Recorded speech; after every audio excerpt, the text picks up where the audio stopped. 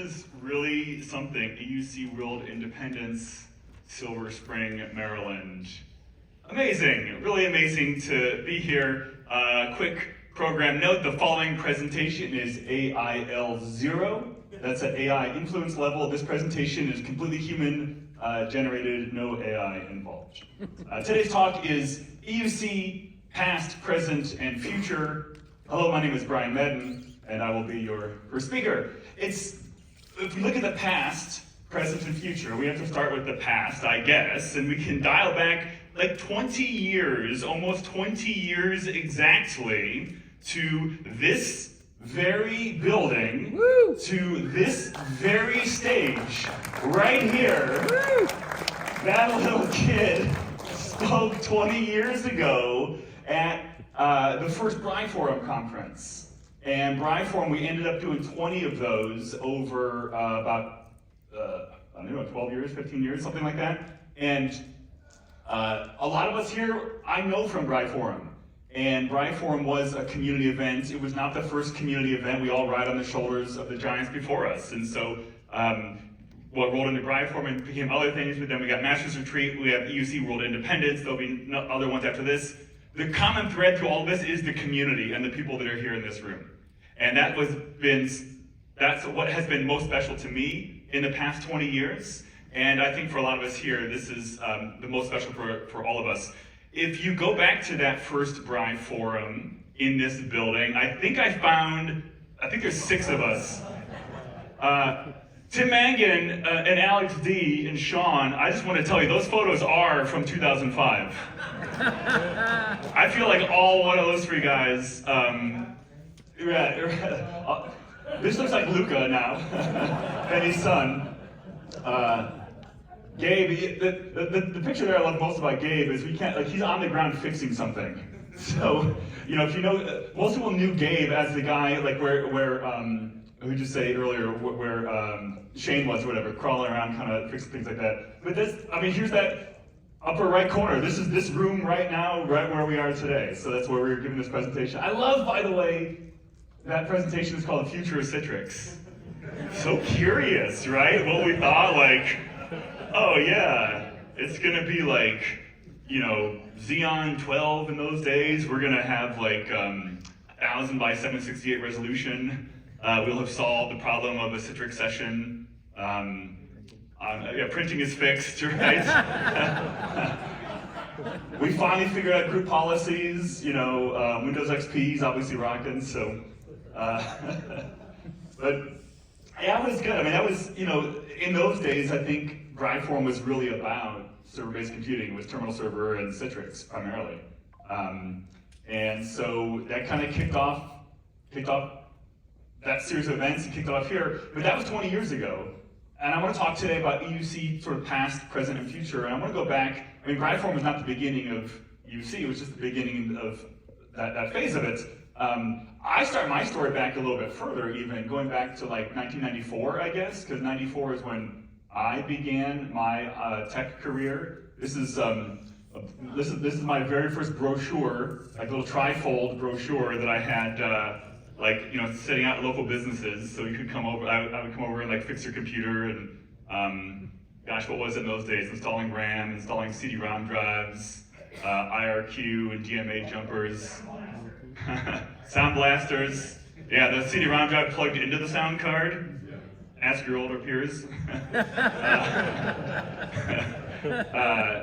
One trip, a trip over the network cable takes on the whole network. So yeah, it was something. So it's crazy though, 30 years. That's a long time. And it doesn't feel like 30 years. I feel like I can't do things that I could do 30 years ago, of course, but it doesn't actually feel like 30 years of a career. But if I look at my tech career, I think my tech career probably mirrors a lot of your own tech careers also, the technologies. I go back to 1994 when I began. I was on the help desk, I was a PC technician, I was working with Novell, NetWare, desktop engineering, SMS, Citrix, ASPs, Blades, VMware, VDI, HCI, MDM, MAM, EMM, consumerization of IT, the digital workspace, the future of work. Everything on here I was like really, really into. You know, there's books, there's forums, there's certifications, there's conferences. On each of them, I was like way into these things. Blades? Like there was a Blade forum. Like there was conferences to go to. Utility computing. UCI, utility computing initiatives. Like that was all the stuff. I was way, way into all these things. But it's funny because like, where is it going? I mean, where, like, is it, like AI, I guess? That seems to be what we say is next. And, you know, but for me, the best way to sort of look at where things are going is to kind of go back to that past, present, and future and look at kind of where things have been and how we got here, and then just kind of continue drawing those lines. So for that, I want to rewind a little bit more, going back maybe even to before 1994, to the very beginning. Yeah, this was it. There was nothing. I don't know. This happened. At some point, like, humans sort of came along, and I wouldn't think it was too long once humans came along that we started like organizing into offices and you know, had desks and stuff. And then pretty soon, you know, the computer came out, and like one person got a computer on their desk, and then suddenly like everyone wanted a computer on their desk, and we had to figure out like, what are we doing with this? How do we deal with these? What do we use them for? Like, how do we standardize these? And we're like so confused in this era. Like, what in the hell do you do? I need a master plan. I need someone to really show me, lead me, help me. How do I get there? We go. That's, yes. Give him all my money. Whatever you're saying, I'm buying. There we go. Problem solved. How do we order? We order them by the pallet now, right? Give me a pallet of laptops, and then after that, send me another pallet of laptops. And, you know, if you missed the first 10, 15 years of the sort of end-user computing revolution, you're now caught up. I mean, I guess you don't know what life was like in those days. So, you know, the daily desktop administrator for most of the sort of 90s, let's say, you know, you manage your laptops by imaging your laptop. You create your gold master image for your laptops. You deploy those laptops out into the field now. You update them, of course, with some software patches. You patch it, you update it, you patch it, you update it, you patch it. Eventually it's so janky, you're like, re-image it, and you update it, and you patch it. Yeah, this eventually you know, retire it. And then you get a new one, and you image it, and Gen Z, you're caught up. This is everything that we did for a decade. And we're like, there's got to be a better way. What can we possibly do? How do we make this easier for us? Oh, go back to the same source? Systems Management Server. SMS, 1994, that is the correct response. You know how Steve Jobs said that, like, or there's that story about, like, the people who invented the car, and you can't ask people what they want because they would just describe a faster horse, like before cars were invented, because they couldn't think differently. I present to you the faster horse. At no point does this change that circular model. It just lets you automate it. And automation is something that sounds fucking great. But the problem, what they don't really say is, you know, if you dig into the technology, into the word history of automation, it means breaking things very bigly all at once. So if you use SMS and push out patches, oh, you find God. There's no atheists on patch night out there. It's the original spray and pray. And you're just like, God, you're going to bed, like, let at least 80% of the desktops, like, not be blue screens in the morning. Luckily, we solved that as an industry as well, right? But we're looking for a better way. This is the faster horse. This is great. Like, hey, it was a faster horse, it didn't get tired, right? This is awesome, but it didn't fundamentally solve the problems we had. But we did it because that's all we had. You know, this is in the early 90s. Well, as you get to the mid-90s, now all of a sudden, this thing comes along. Yeah, you recognize this. That's right, the Citrix. The Citrix. Some of you are confused, some of you recognize this. There you go. That's what this is, actually. Flying angle briefcase, man, this is Citrix actual marketing material from like 1998. The Citrix marketing message in those days was MAPS, M-A-P-S. Management, access, performance, security. You use Citrix in the 1990s to have easier management, just install an application once instead of on any machine.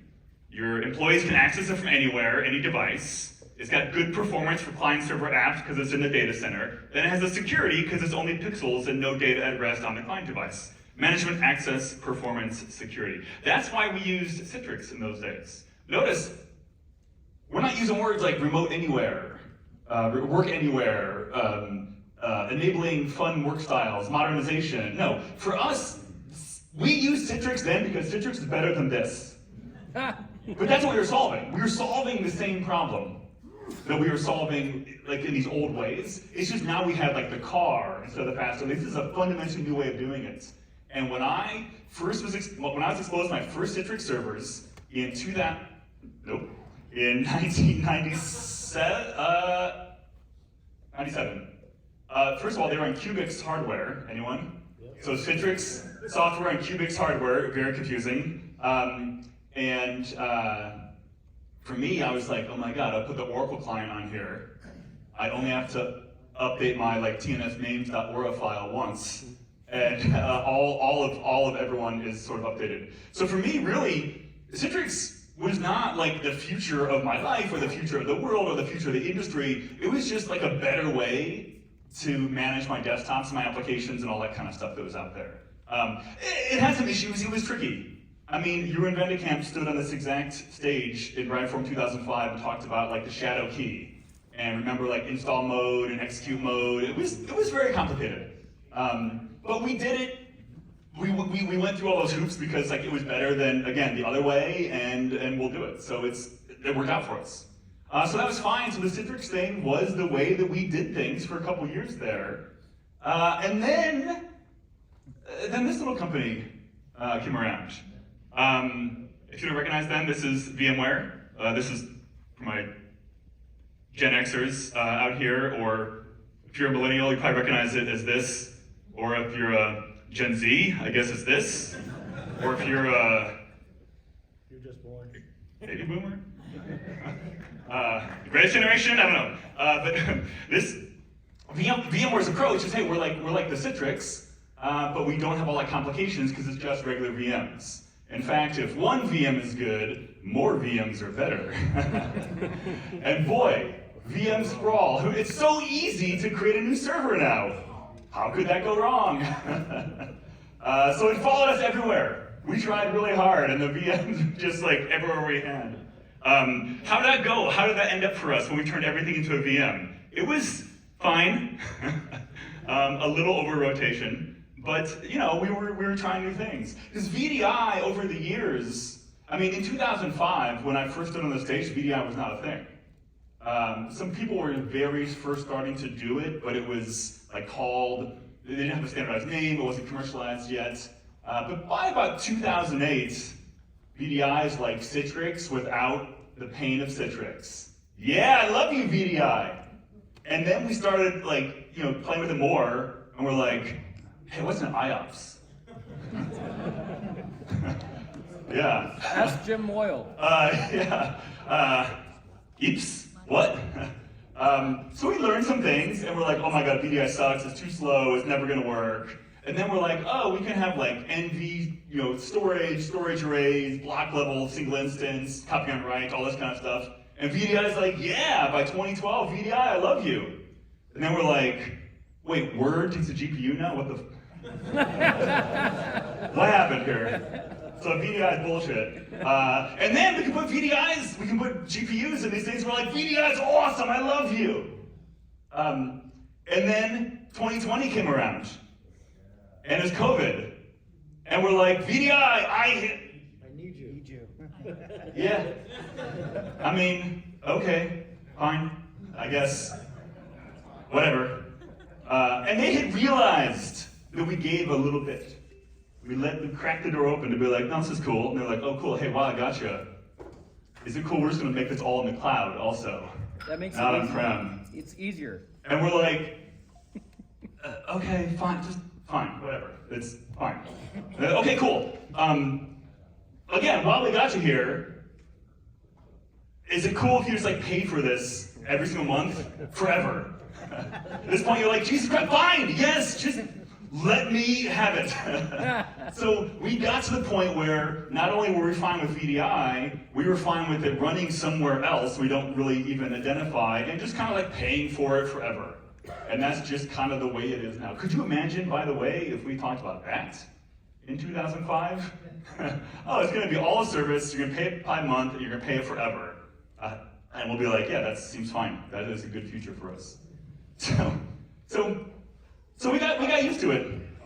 And it's funny because over time, the Windows desktop, because of VDI, because of Citrix, because of Windows, it just kind of became ubiquitous. You know, we had remote VMs, like VDI, we had remote sessions for the Windows desktop, we had client native, we could install natively clients, we could run our desktops on VMs. We really had all these different ways. They're all about Windows desktop.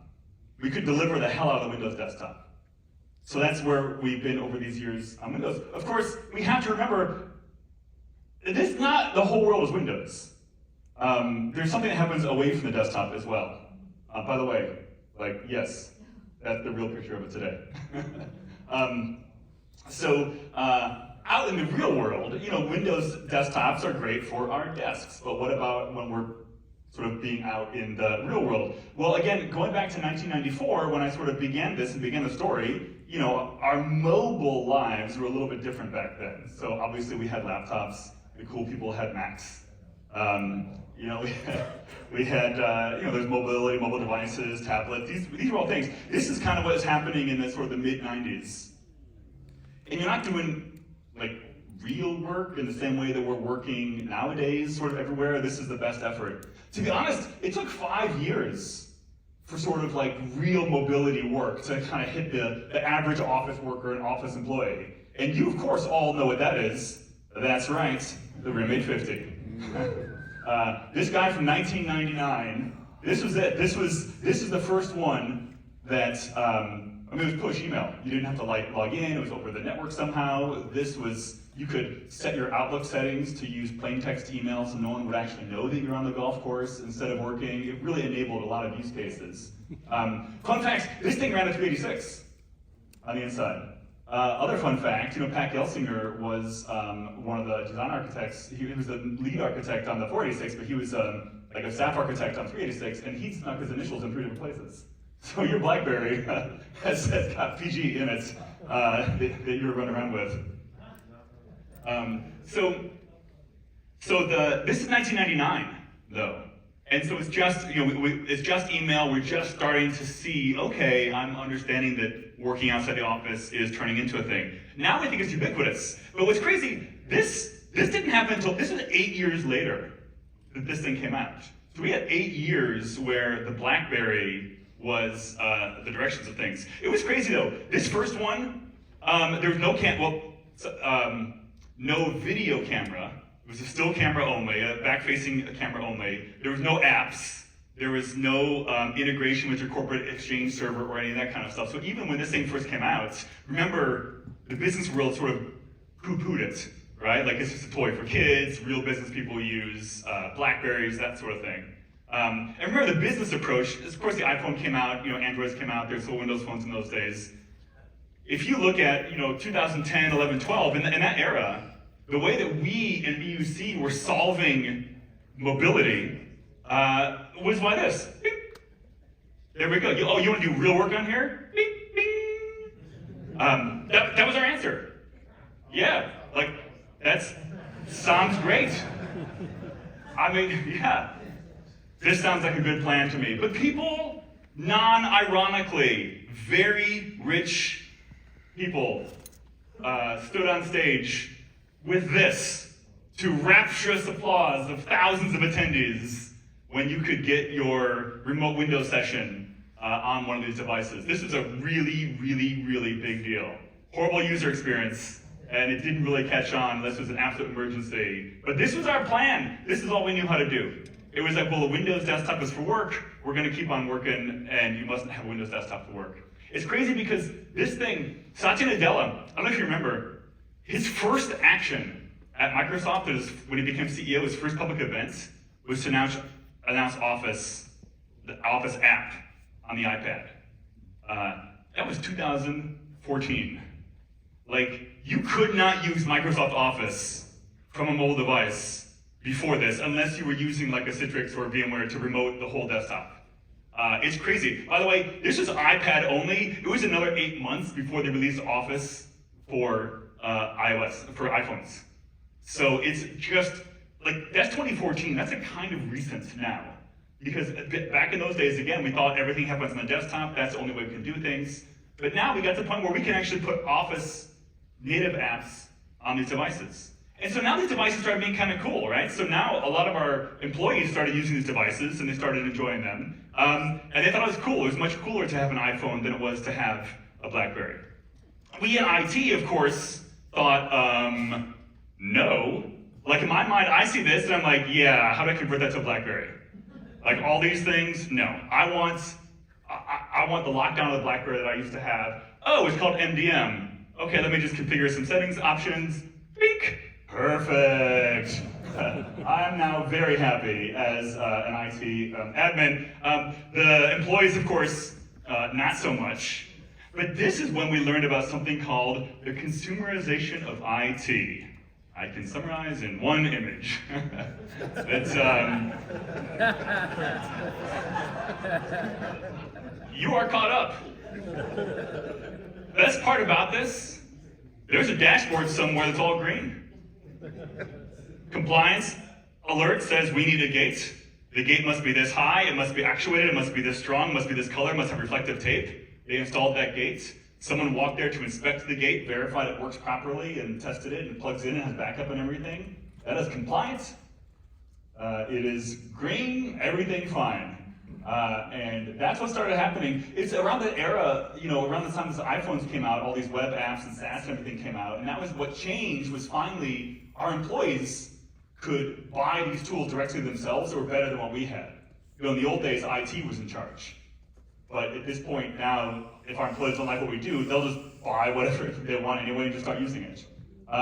So it became tough for us. The consumerization of IT, the way to sort of visualize this is look at the capabilities of technology that your employees have on their own, like at home, and then look at what capabilities you provide to them at work. That delta right there, that's the consumerization of IT. And it was a big deal. Now, of course, over time, we've actually shrunk that gap because we have native iOS Office applications. We have separation of work and personal on our devices. We have, native iOS versions of lots of applications. If you want to work in the mobile way, it's not just a remote desktop, for example. We changed the whole way that IT operates. Like this whole IT becoming a service, like focus on employee satisfaction, service-oriented, become the department of enabling our employees to do what they want instead of us saying no, no, no.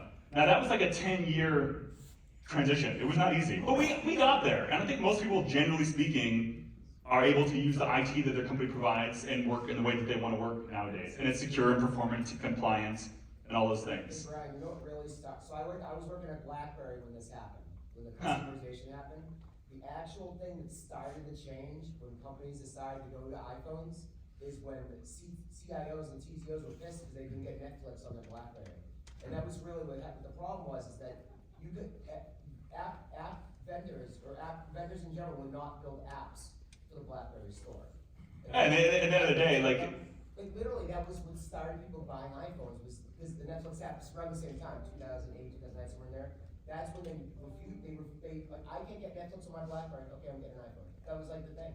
And the takeaway from what John's saying is that our employees they want to work and use the devices that they want to use, and it's up to us to orient to them. Which again, I'm glossing over 10 years of history here. but we got there. I feel like we're doing a pretty good job. And part of the way we did that, you look at all of our employees, it's a very, motley crew. I mean, they do everything, they work in different ways, they have different personalities, they're living all over the place. But the employees will say, hey, I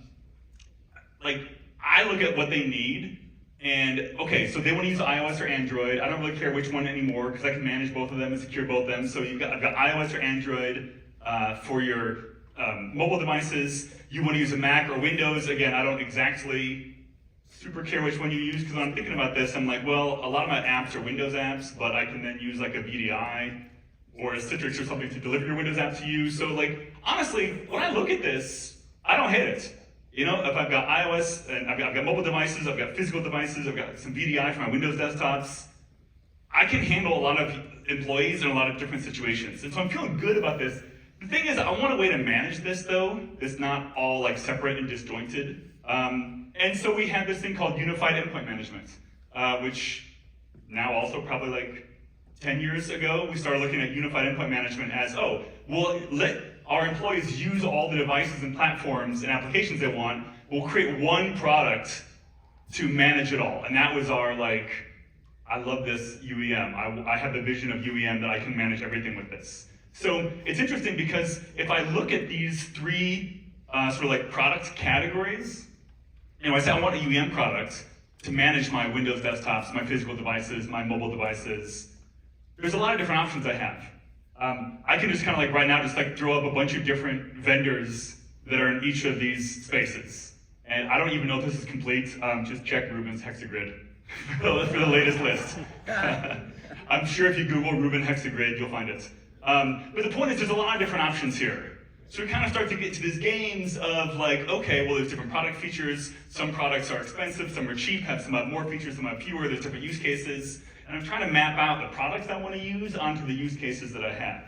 And it's interesting because when I start digging into this, I'm like, well, what is my actual use case? I need VDI to provide remote access for my employees. Maybe training for training centers, training rooms, showing people how to use different things. Probably my developers who want to develop Mac applications might remote into a Mac VDI environment. Interns, contractors. There's a lot of scenarios where I need VDI or RDSH. On the physical, I've got the different use cases. I've got legacy PCs. I've got brand new laptops. I've got laptops that I buy that I let the employees do whatever they want with. I've got BYOD. Again, a bunch of different use cases that might have different rules and different things that I need. And then same with mobile. I've got devices that I own. I've got devices that the employees own. I've got somehow 0 devices on tow motors that won't die. I've got all these different things I have to manage. And what's interesting, so I look at this, I actually have a lot of different use cases here. So there is technology that can solve all of these, but it's very complicated to find one platform that's truly supporting all these. In fact, all these are even managed by different people, possibly even in different parts of the world, right? Because there's a mix of apps, legacy apps, cloud native, SaaS, locally installed. I've got a mix of all these use cases across multiple business units and multiple management structures. And I probably have a mix of multiple countries, or even in the US, different states have different regulations. So everything I need to do, it gets very complicated very quickly. So we have this idea where there's this, no, but isn't this UEM gonna solve all this? The problem is, like I said, now I have to pick one product. There's multiple vendors that make UEM products, but which one actually checks all your boxes? I did a project earlier this year where we were doing this exact thing. This is a real slide from part of our deliverables to try to look at all the customer requirements and find the one that matches. And so my colleagues were like, well, we'll find one that's the most green. I'm like, if you have any red, if the customer needs, if they have a need that they have, you can't be, well, it does most of the things you need. I need this one does this, and this one does this. And so what ends up happening, the vision of unified endpoint management, it kind of breaks down.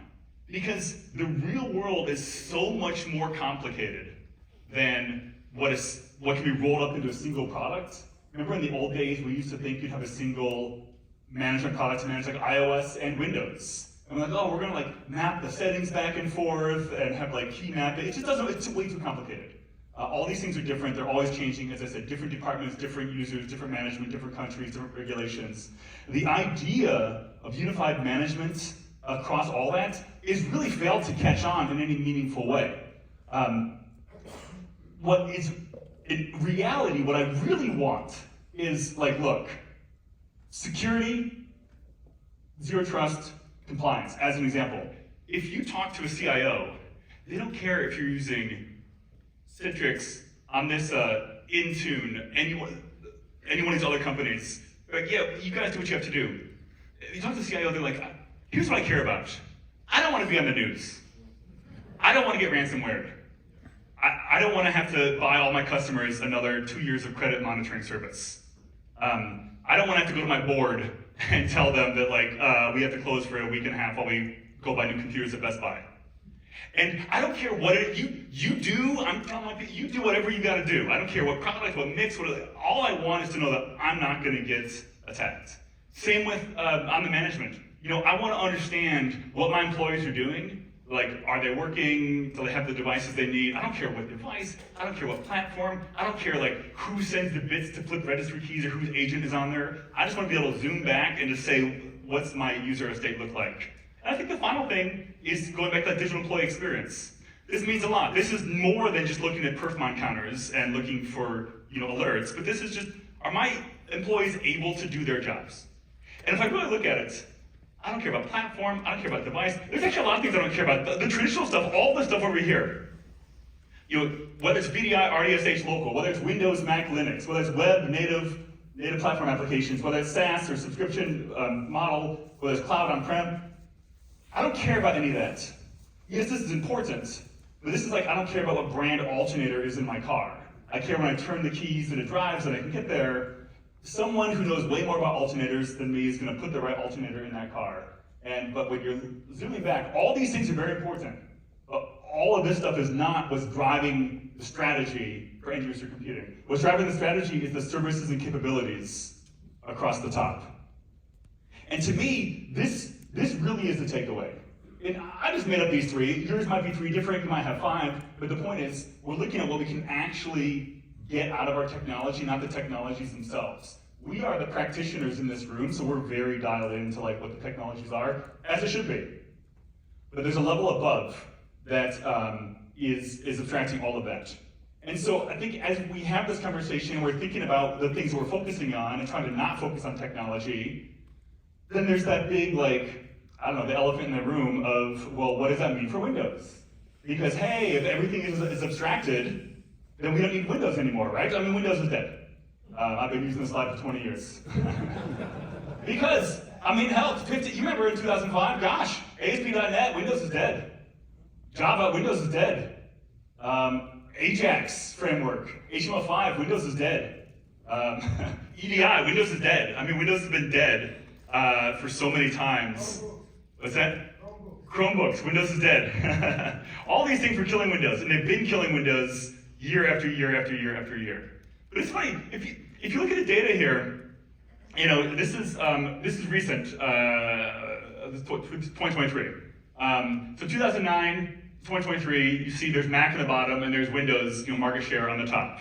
So, okay, fair. Windows is losing market share. But let's like kind of draw that line out and look at it in a like real-time scale. I'm like, man,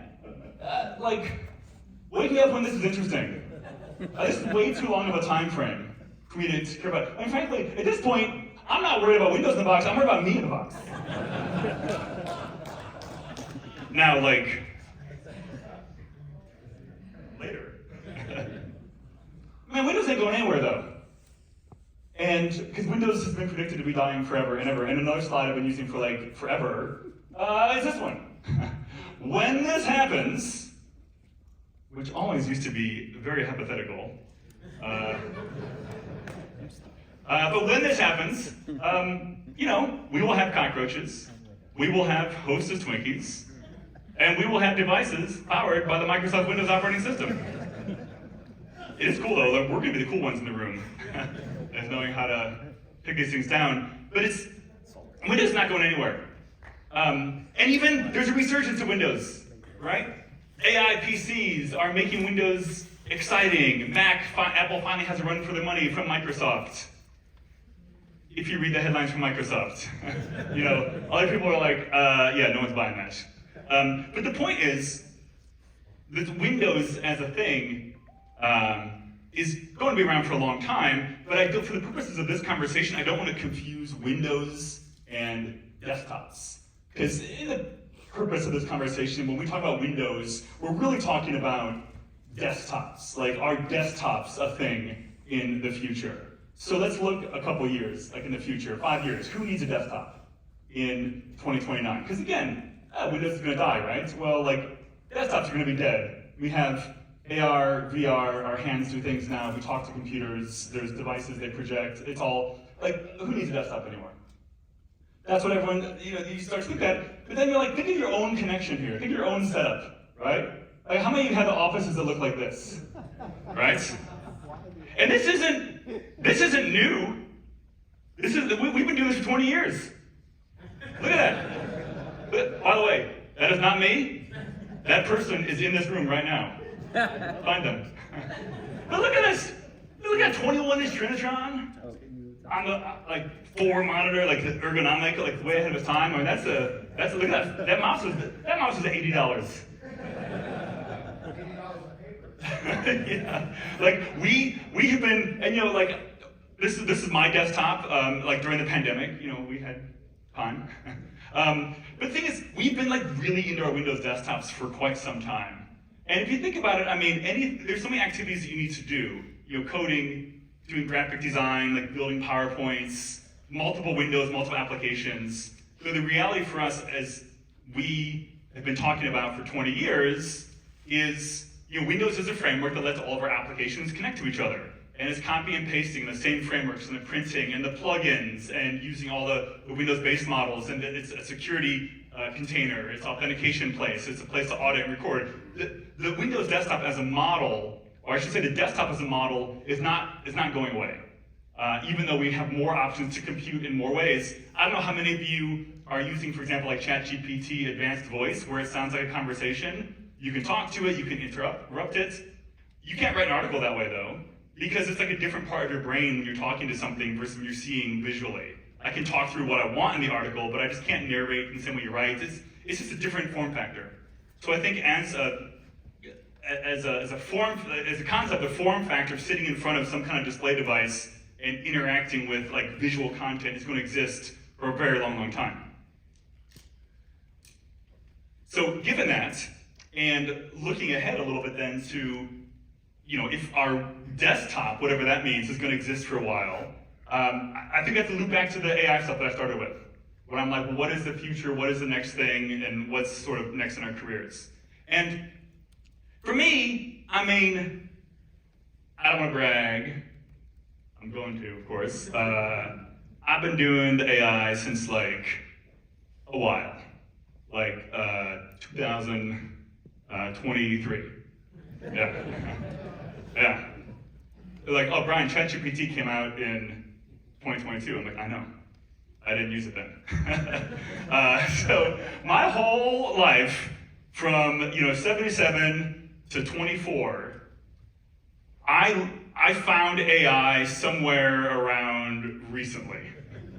Quite seriously, I think it was like the beginning of 23. I think ChatGPT was out for 6 months before I even used it. And it was a 6-month, dirty limerick generator at first for me. And then I realized like, oh, you ask a work question that's like crazy and it answers it and you're like, huh. But so for me, I've really jumped into studying AI, but only for the past 18 months or so. It's not very long. But, I mean, I guess it's not like AI was totally foreign to me. Because for those first 45 years of my life, I definitely, for sure, absolutely knew what AI was. I mean, I had the same study resources that you had. 2001 Space Odyssey, Terminator, Her. You laugh. Computer so smart it disobeys humans. AI killer robots. AI sex partners. They're caught up. So this is my vision of AI for the first 45 years. And then this little sliver right here is kind of like where I'm at now. So I'm amped. I'm into it. I think it's going to really affect things. In fact, I think AI is, everyone here says that. I mean, everyone's saying this now, but this is the biggest change in my entire career, certainly. I came online like right when the internet was kind of becoming a thing. Like there was internet, but it was still like kind of special to get onto. But bigger than mobile, bigger than web. I think that this is huge, huge, huge. And one of the things people think about is everyone has opinions on ChatGPT. Just remember, we are in the very beginning of this development. Like ChatGPT today is this.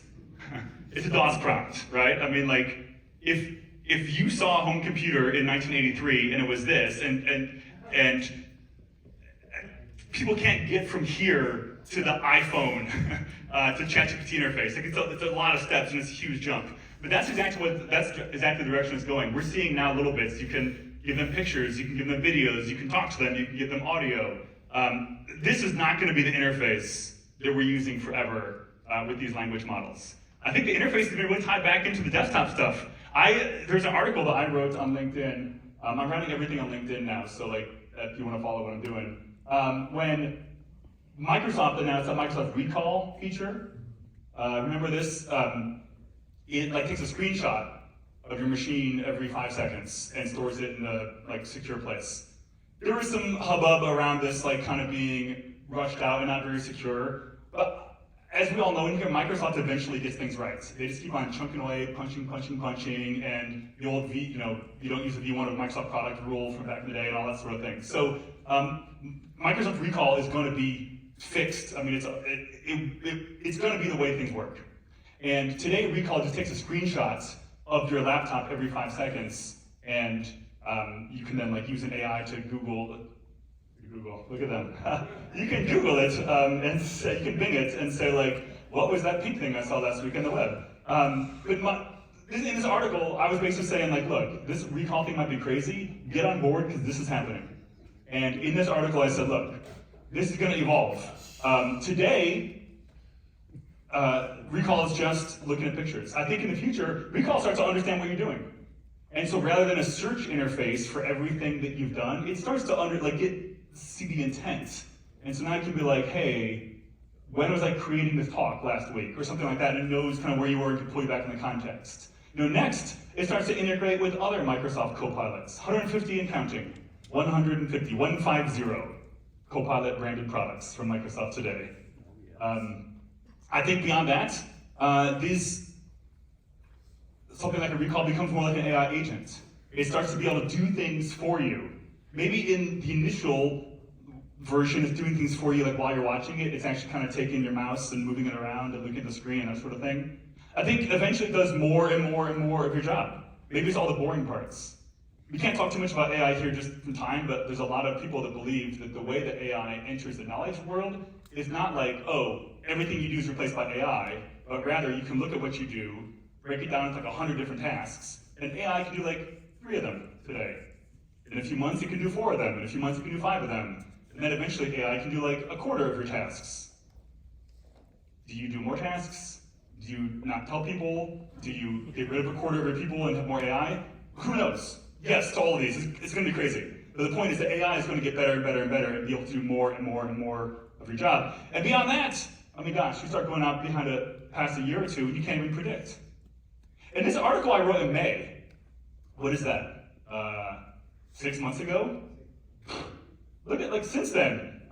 Here's October 1st. This is this month, 3 weeks ago. Introducing Copilot Vision. So Copilot Vision is not Microsoft Recall. Copilot Vision is a separate product. But it plugs into the Edge browser. It's very in testing phase right now, so Microsoft only lets it operate on certain pre-approved websites. The idea is to turn on Copilot Vision, you kind of co-browse the web together, and it can help you. You can ask it questions about what you're seeing, or help summarize things, or help you fill out forms, and that kind of stuff. So this, again, is Microsoft just like tiptoeing into actually interacting with the desktop, as opposed to like just archiving it or scraping it. Another interesting, here's a blog post from last week, 5 days ago. Great blog, by the way, SimonWillison.net is one of the AI people I love to follow. So he did this little example, video scraping, extracting JSON data from a 35-second screen capture for less than 1/10 of a penny. And it was very simple. You can do this yourself.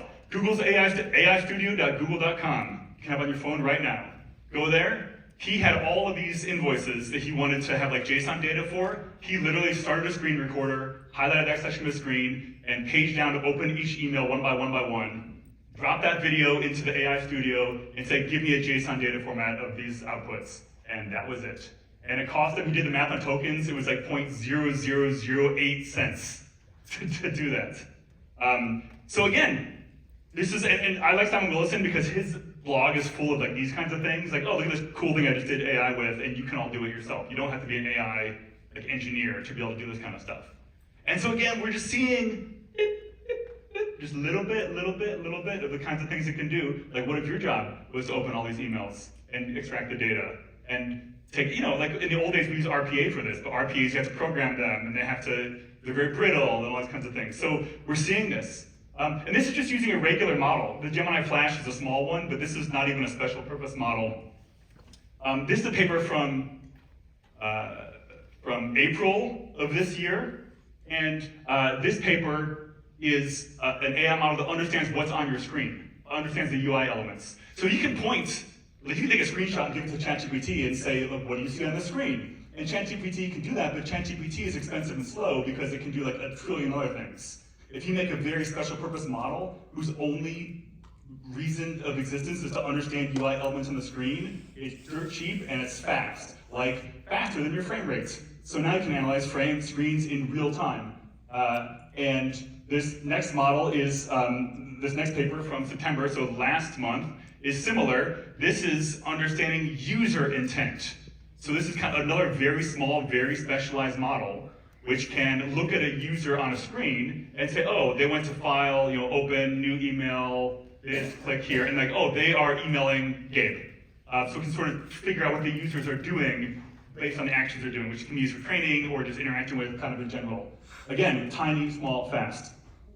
A lot of people believe that, much like the way the human brain works, where we don't have, like we have different parts of our brain, right? The video processing, the audio, the thinking, the like punching, whatever. AI will be the same way. Like there's probably not gonna be one quadrillion, gazillion model, you know, GPT-17 that does everything. It's all these little models, they're kind of high-speed wired into each other for very specialized use cases. Some run on your device, some in the cloud, it's all kind of, you know, working together. So, but the thing is, again, these are real things you can play with right now. Google AI Studio, LLM Studio, you can download, it's an open source app, you can plug right into these models on Hugging Face, play with them locally. It's just like the early days of working with the cloud, you give yourself $100 in credits and just kind of start noodling around in there. But so this thing, to tie this back to Microsoft, this is a real thing. So there's something called the Windows Agent Arena. And this paper I think is from also September, so again within the past month. So Microsoft has defined a specification for what a Windows agent ought to be able to do. So they give it a list of like 150 things. It might be like change the desktop, send an email to Tim, you know, change the setting, do this, install something. They just have a list of like tasks. And then the people that built this, they actually have VM templates you can use so that it's all the same for everybody. Then you can build your own AI agent. Maybe you do a coding, maybe you do whatever. And then you can see how good the scores are. And so give it the list of things to do, and then see how it scores. Right now, it's only scoring at 17% success. So, you know, humans are safe for like the next 6 months. But the point is, this is a real thing that Microsoft is doing. This Windows Agent Arena exists. You can download, it's all the agent framework, and the like their first agent they did is open source in GitHub. So go ahead and improve it, do what you want to it. This is happening. This is not some future far off thing. One more thing, oh my gosh, this is from yesterday. Microsoft says its Copilot AI agents are set to tackle employee tasks in November. That's like 2 weeks from now. So it's using the agents that this is the article that points back to, but Microsoft announced their Copilot Studio, their agent infrastructure earlier this year. Again, they think they're gonna have agents ready to go that can actually do things on your behalf in a few weeks. So to me, this, if you want to look at end user computing, this is where the future really is. The Windows desktop for us for all these years, has been the place where we worked. But the work that we did there, it was the applications. We thought we were doing like knowledge work, but it didn't have real knowledge. Like knowledge work is like document searching, keyword tagging, move this business system, like this data from here to here to here. But the real knowledge within an organization is all that institutional knowledge, like the soft knowledge. I mean, gosh, like I was at VMware. They had like 40,000 employees. How do you get things done at VMware? It's not in the intranet. You just have to know, oh, you call this person, they do that, they do it over here. There's that knowledge. Once we have these agents, they're starting to pay attention to all the employees in a company, and they can start to figure those things out. Now we start to get like real, actual understanding and knowledge of what the end user computing environment is like. So for me, end user computing is always about employees and the technology and that interaction. But for the past 20, 30 years, all we've been dealing with primarily is form factors. It's a Windows desktop, it's a mobile device, it's a VDI version of a Windows desktop. But now we're getting to where the computers can sort of help us, like actually with like the knowledge-y part of our job, like for real knowledge, like I'm saying, not just the meta tags on this document you're trying to search for. So to me, the reason that I like the desktop as part of this conversation is every application I have already exists on my desktop. There's a lot of companies like Zapier or these kinds of ones where they're like, oh, we're gonna be your AI automation agent, or like IFT, these things. They have plugins for all these different applications, and you give it your keys and it can log into your Google and your Microsoft and your Zoom and kind of connect it all together for you. But it's not everything. And your company has a billion internal applications with like plugins and snap-ins and ways of doing things and custom desktop images. Well, you spent 30 years building the perfect environment for employee productivity and employee work. You have the end user computing environment already, it's your desktop. And that is where we plug AI into. If you look at the traditional applications, and now think of every one of our AI agents, now I can go to the desktop and I've got access to the first application I need. If that application calls another application, it's all right there on the desktop. The desktop already has my security context, it has my audit trails, it's managed, I can move it around. All of my AI agents now can use the desktop as their go-to place for all the applications. That means that in this world, the desktop is the API for all of your AI agents. And I don't believe that we need to reinvent this from scratch. The story I told about UEM.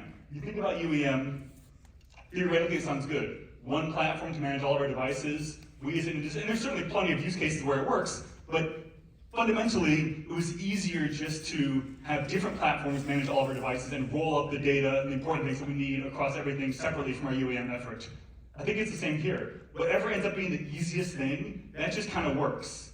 And the reason we do things the way we do is because we have the knowledge and this is the way we've done things in the past. We already have these Windows desktops that are perfectly built to have all of our applications coming together. Just point the AI towards those applications, towards that desktop, and now we really can have a superpowered AI. For us, suddenly this is not a liability anymore. Suddenly, this is an asset. The fact that we have a desktop, and that desktop has all of our applications and all of our data. Like there's a million stories online. You need to extract a bunch of information out of a SQL database. Well, just use a query explorer and run your query and then do page down a bunch of times and have an AI scrape that. I mean, there's all the interfaces to do everything we need to do already exist. So this method, all the complicated integration work is done. It's secure, we have an audit trail, we know how to do it. And it's compatible with this old way of doing things. However we think about IT currently, we already have a way to deliver, secure, protect, etc. The desktop. And by the way, if you now move that desktop, now, because of course, we got desktops running on your devices, we got desktops running in the cloud. The AI agents can plug into both, or either. But if you put that desktop in the cloud, now it gets kind of interesting. Because I'm remoting this desktop down to a user, and we have spent 30 years, almost 25 years, extracting the essence of that desktop into a pixel stream and sending that pixel stream down to our end users. Well, now maybe that pixel stream, instead of going, it already goes through a bunch of like the gauntlet of like compression, encryption, prioritization, QoS, all that kind of things. Maybe we add more pieces in there. Maybe we add screen and text archiving. Maybe so, like I want to archive everything for like legal reasons or for full text search. I can do that at that protocol level. I don't even need that agent necessarily running inside my desktop. Maybe I want to do some DEX analytics for how good the performance is. Again, I can just watch the stream this is going through. I don't even have to get in line. I can have that, my desktop protocol just blast out to 5 different locations, and some of those are AI agents that are doing things, and other ones are the actual employee themselves. I can do workforce analytics to understand the intent and what the employees are doing. I love the idea of I'm opening a new document to do a strategic plan, and like Clippy 2000 or whatever pops up and says, oh, did you know there's another coworker like in Singapore that's like literally doing this exact same thing right now? Do you want to schedule a Zoom? I'm like, yes, we do. I mean, there's a lot that can sort of come out of that. Finally, things like the compliance. I can record the screen remotely. I can blur out sections for GDPR compliance, all that sort of thing. So the general idea is when I take my desktop and put it somewhere else, now the fact that I'm remoting those pixels down for a human to understand, that means the AIs can understand those as well. I don't have to overload my VDI servers. I don't have to overload my my users. I might have something where there's like secure appliances that are hooking in for like audit purposes. It can be very dematerialized in a way that we've all known about, but can be very powerful. So to like kind of tie this together, this is ia.samaltman.com. Sam Altman, of course, is the CEO of OpenAI. His site IA, that's not confusing, it's not ai.samaltman, it's IA because it's the intelligence age. This is a piece he put out a month ago, just talking about these models and our move to the agent-based AI. The AI agent is essentially right now when you connect into an AI on ChatGPT, when you close that window, it's gone. But imagine it's running in a container, something kind of keeps running, you can do things on your behalf, even if you're not directly interacting with it. And then of course, maybe it can do things on your behalf against your VDI when you're not directly interacting with it. So that's kind of the idea of these AI agents and where we see them going. There's a lot of fun experimentation happening right now here. Open Interpreter is an open source project that you can take ChatGPT today and make it run your desktop. Yeah, I mean, you're giving it the ability to like record and stream your desktop, so think about that. But if you want to play around with it and understand what it's doing, I mean, this is an open source project and people are going down this path today. So to me, ironically, and I know we say these things, it sounds like so cliched, that the old, like, the more things change, the more they're the same, whatever, like history repeats itself, that sort of stuff. For me, this picture is like pretty relevant, I feel like, even in the next few years. MAPS, MAPS, right? Management, access, performance, security. Well, thinking of this in the world of VDI, I mean, if I want to build that sort of AI agent thing for my desktop, it sort of always needs to be running, so put that in the cloud in my VDI session or whatever. All the benefits that Citrix gave us in 1997 are the exact same benefits of today. Management, of course, I've got everything centrally I'm able to manage. I can access from any device. Now I don't need an AI PC. I don't have to have a GPU with 40 flops or whatever it is on my laptop. My VDI session has it. I have great separation of work and personal. I'm like super creeped out if Microsoft recalls it recording my laptop. But if I have like a VDI session on the laptop, and it's like, hey, your VDI session is work only, everything's recorded on here, but the personal side of things is not recorded, I could probably get behind that. Especially if I knew that all my other employees had that and that AI was helping us all work together in a more effective way. I get good performance regardless of the device and where I am. I get the security of no data at rest on the end device. The exact same story from 30 years ago really works very well for us in this AI world as well. So for me, it's kind of funny because for this all to happen, what I'm saying is the desktop is where it all takes place. The desktop is the center, like the hub, but we have to have the desktop always running. So I guess that puts in the cloud or whatever. So I'm like, man, so if the future is everyone has their own desktop that's always running in the cloud, I'm like, let's go! Does that mean? Could it finally be time that 2025 is actually your VDI? Something I literally never said before. This is not my quote, but I'm gonna say it right now. 2025 is going to be the year of VDI because of AI, And the way we're doing it is because of everyone here in this room. So all of you